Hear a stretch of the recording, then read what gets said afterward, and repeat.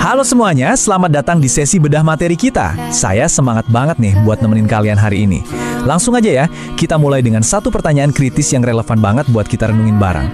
Di era yang penuh dengan deepfake dan tsunami misinformasi digital kayak sekarang, apakah sekedar berpikir aja udah cukup buat melindungi kebenaran?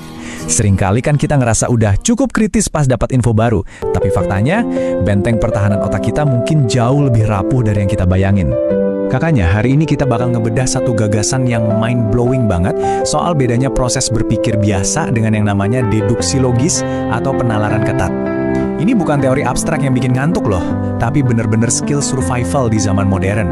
Saya antusias banget pengen ngejabarin ke kalian gimana sih cara menstrukturkan nalar kita, dan ternyata pendidikan berkelas dunia untuk ngebangun nalar setajam ini tuh sama sekali nggak butuh biaya mahal. Oke, peta perjalanan kita hari ini simpel aja. Kita punya 5 poin, mulai dari bedanya thinking versus reasoning, vaksin misinformasi, cara menajamkan pikiran, konsep pendidikan frugal, sampai akhirnya kita bahas soal manusia seutuhnya. Kita masuk ke bagian pertama, berpikir versus bernalar. Mari kita jadiin ini pijakan awal kita. Banyak dari kita mikir kalau kata berpikir dan bernalar itu hal yang sama, bisa ditukar-tukar gitu aja penggunaannya. Padahal, kalau dibedah, kontras keduanya tajam banget. Berpikir itu pada dasarnya lebih reaktif, sangat subjektif, dan seringkali kecampur sama emosi atau nilai pribadi kita. Dia bisa ngalir gitu aja tanpa struktur. Misalnya nih, pas kita lagi debat soal prioritas anggaran negara, itu murni thinking, karena banyak nilai personal di sana.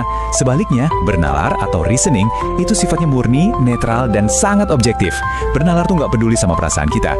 Dia tunduk banget sama aturan logika dan punya tujuan pembuktian yang jelas. Singkatnya, bernalar itu ibarat kalkulus pembenaran. Kaku sih emang, tapi dia ngasih kita kepastian yang absolut. Jadi aturan mainnya gini, semua bentuk penalaran itu pasti bagian dari berpikir. Tapi ingat, nggak semua kegiatan berpikir bisa dibilang bernalar. Bayangin deh kalian lagi duduk santai ngelamun ngeliatin hujan di sore hari. Itu murni mikir loh, otak kalian tetap jalan, tapi nggak ada strukturnya, nggak ada tujuannya, bebas aja kemana-mana. Jadi itu jelas bukan bernalar. Tapi, coba bayangin kalau kalian lagi dikasih soal geometri, disuruh ngebuktiin luas suatu bangun datar pakai rumus matematika secara berurutan. Nah, itu baru bernalar. Kalian dipaksa buat menyusun argumen lapis demi lapis dan taat sama aturan logika yang super ketat. Lanjut ke bagian 2, vaksin misinformasi. Terus, kenapa sih ngebedain dua hal tadi itu jadi krusial banget buat kita yang hidup di abad 21? Karena gagasan ini adalah jawaban buat krisis digital kita. Solusinya itu ada di satu konsep keren yang disebut perangai ilmiah atau scientific temper. Ini tuh semacam kebiasaan kognitif di otak kita. Isinya apa aja? Keberanian buat nyari kebenaran baru, keberanian buat nolak mentah-mentah ide bodong yang nggak ada buktinya, dan ini yang paling susah nih, kemauan untuk ngaku salah